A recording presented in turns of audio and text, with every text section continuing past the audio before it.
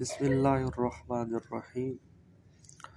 شروع کرتا ہوں اللہ کے نام سے جو نہایت مہربان اور بے حد زیادہ رحم کرنے والا ہے۔ تو حدیث میں آتا ہے کہ بسم اللہ جو ہے نا، بسم اللہ سے ہر ایک کام کو شروع کرنا چاہیے۔ اور بسم اللہ رسول اللہ فرماتے ہیں کہ سلیمان علیہ السلام کو، مجھ سے پہلے صرف سلیمان علیہ السلام کو یہ بسم اللہ دی گئی، سلیمان علیہ السلام کو، اور کسی کو یہ بسم اللہ نہیں دی گئی، کسی اور نبی کو یہ دی گئی۔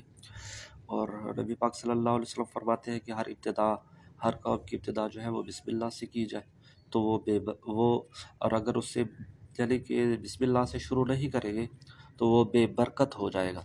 اور حضرت عبداللہ بن مسعود رضی اللہ تعالیٰ عنہ فرماتے ہیں کہ جہنم کے 19 دروغ ہیں، جو انسان ان سے بچنا چاہتا ہے اس کو چاہیے کہ بسم اللہ کی کثرت کرے، کثرت سے بسم اللہ کو پڑھے۔ اچھا، ہر کام کو بسم اللہ سے شروع کرنے کی ہدایات کیوں دی گئی؟ وہ اس لیے کیونکہ کفار جو تھے، کفار اپنے کام کو شروع کرنے سے پہلے اپنے معبود اور اپنے خداؤں کو پکارتے تھے، کہتے تھے بسم اللہ والعزی، وہ ان کا جو لات ہے اور بلکہ کہ وہ ان کے جو بت ہیں ان کو پکارتے تھے۔